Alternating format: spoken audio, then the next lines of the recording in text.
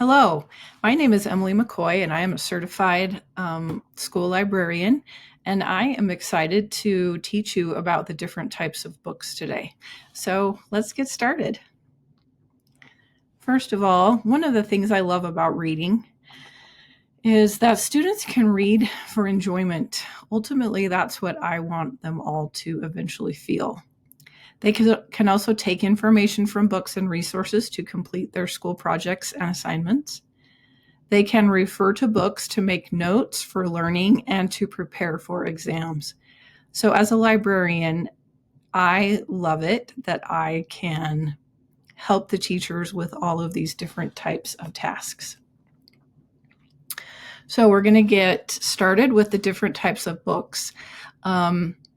Sometimes they're also called genres. It just kind of depends on who you're talking to and how it's working. So, first of all, we have fiction books. These are probably the most checked out books from the library. They are stories that are made up or untrue. So it's somebody's imagination that has created these stories. It is literature that describes imaginary events and people. These books can be picture books or books called a novel with multiple chapters. It can also be based on historical events, yet the writer takes the liberty to tell it from their point of view. So there are several benefits of reading fiction. First of all, adventure. You can go on an adventure without even leaving your house. Another benefit of reading fiction is it helps you relax. It can help you relax and go into a peaceful place. The third is benefit of reading fiction is it helps you dream big, to see that there's more than just the little world that you all live in. Next, it makes you happy. When you find a good book, it becomes your friend. So when I was in elementary school, I found a series of books called Ramona the Pest. And they were written by Beverly Cleary, and I could relate to Ramona in so many ways. And I found that those books were my friend. I read them over and over and over again. As I became more of a teenager, I found myself loving Anne of Green Gables. And that is a book by Ella Montgomery. And it is a classic story of a girl who's coming of age as she grows up and learns who she is. And it just has so many delightful characters. And as an adult, I have loved reading the book Les Miserables by Victor Hugo. That book has so much depth and so many different characters that just relate to humanity and the different types of people that are in the world, that book just really changed who I am. So I love that books can do that for us and give us that joy and happiness.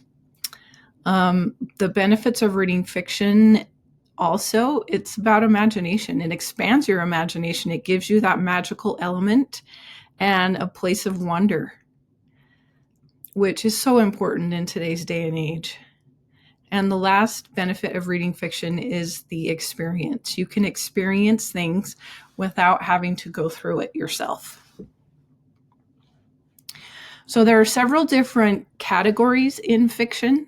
The first one is adventure. So basically any story where they go on a grand adventure to seek for buried treasure or to find the lost coin. I mean, you name it. Anything that has an adventure element in it is considered adventure fiction. And you will find that some books can have multiple categories in them. Realistic fiction is considered fiction that is written about something that could happen to the person that lives next door or in the next city across the way.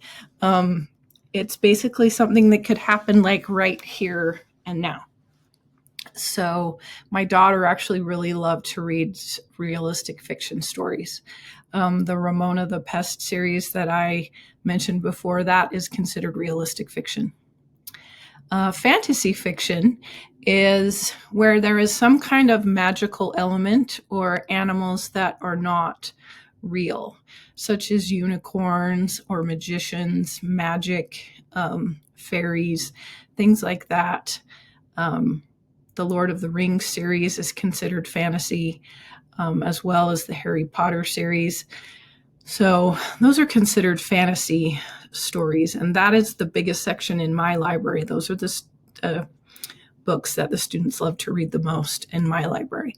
It might be different for others, but that's how it is in mine, at least for now.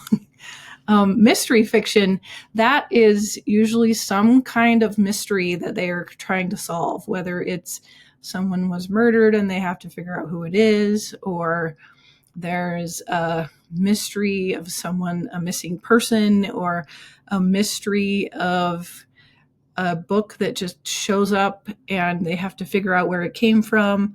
Those are considered mystery fiction. There's also what's considered suspense.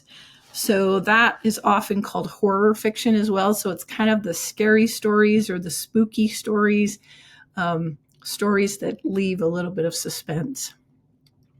The next kind of fiction is romance fiction. So that is two people falling in love and the story of how that all happens. Historical fiction, I mentioned this briefly on the previous slide, but this is fiction that is written based on actual facts that happened in history, but it's told from the author's point of view, and often the author adds fictional characters to interact with the characters from that particular time period.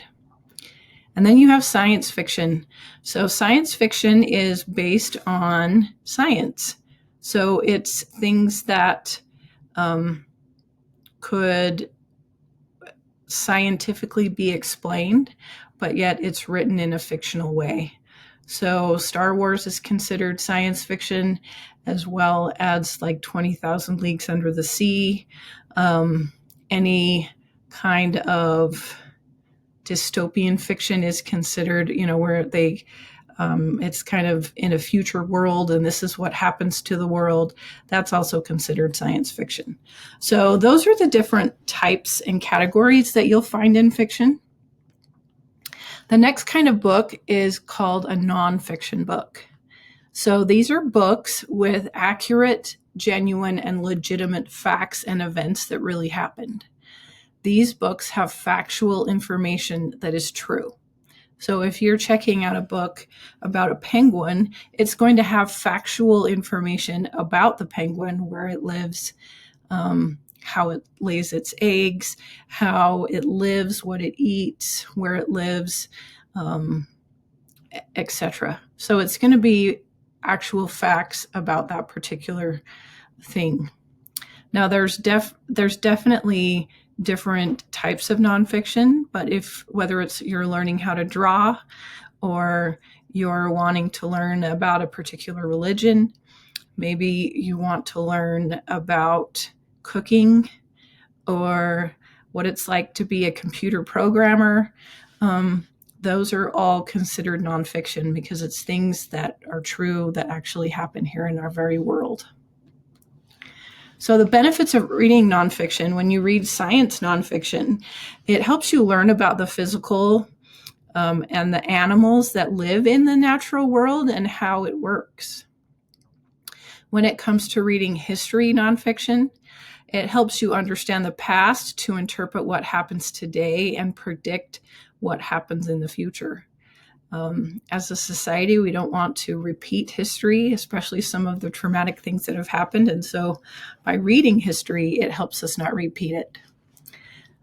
There's also considered general nonfiction, and that's general basic knowledge that through technology that allows you to find the real information. A lot of people find these on their phones nowadays because we have these smartphones that give us information. It's not always correct, but it's actually information. And so, as a librarian, it's my job to help them figure out what is truth and what is fiction or untrue. The benefits of reading art nonfiction is it helps you appreciate not just maybe someone who's painted a picture, but it helps you appreciate beautiful architecture, ceramics, drawing, filmmaking, painting, photography, sculpting, dance, music, and theater, and cooking. So many wonderful things to learn about. And the last benefit of reading nonfiction is language and social studies. So nonfiction helps you experience how to get along with other people through languages, psychology, government, military, and other customs. So the benefits are endless when it comes to reading nonfiction. You will find that some students actually prefer nonfiction. You will find that you'll try to get them to read a fiction book and it's just not their thing, but they'll get really excited about learning about facts. I have a granddaughter who's really into learning about the oceans and all the animals that live in the ocean. And I purchased her 3 different books about the ocean, and she is so excited to learn more facts about the ocean and stuff. So you just never know what's going to get a student excited about reading. So this last slide, I just thought this was a really amazing, quote. I was in darkness, but I took 3 steps and found myself in paradise. The first step was a good thought, the second, a good word, and the third, a good deed. So the magic of reading fiction and nonfiction is it helps create those amazing thoughts, whether it's expanding your imagination or learning facts about certain things. And the second is a good word. Reading good words is always an amazing benefit. And the third is a good deed. So by learning about some of these amazing things, it will help them maybe serve someone else, whether it's teaching them how to read or just to find the magic that's in a book. So thank you for listening to this module about the types of books, and I hope that you make it a great day. Thank you.